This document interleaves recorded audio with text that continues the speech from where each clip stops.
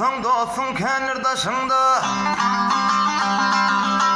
dövlet tapsan dostun kenirdaşında, aşın övüp malın imani gelir.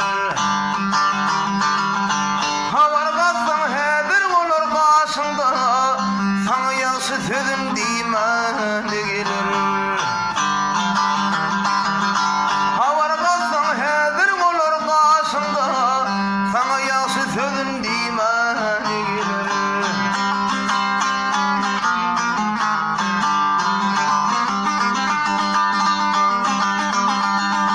Berkedim soğup dursun hemişe, gelip başa getirmesin endişe.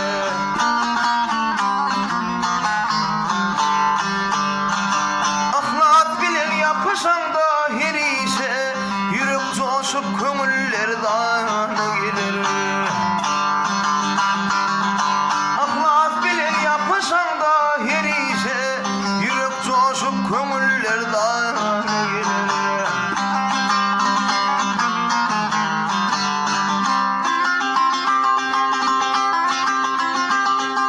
Durmuşmun sina salar her kimi, görün bu filmin girdiş yerdini.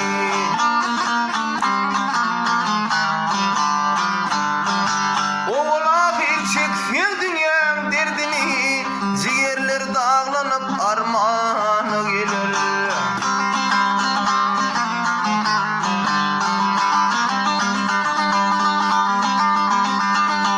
Yollar gider yakın o yada, namadödün allir ahıp feryada.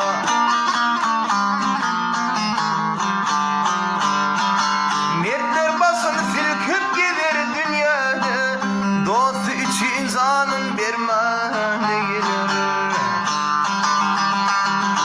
Mertler basın silkip gider dünyada, dostu için zanın bermani gelir.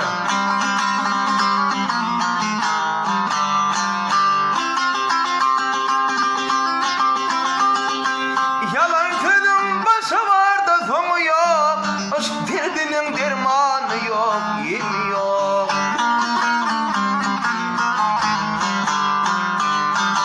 Başını dikke bu durmuşun kimi yok, sevgi bostanına pervanı gelir.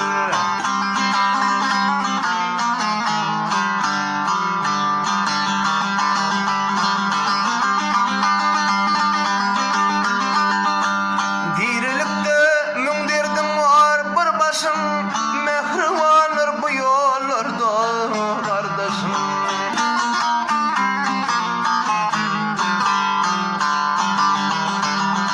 Akbalın bedinse yakın sırdaşım, ömür yolun azıp devranı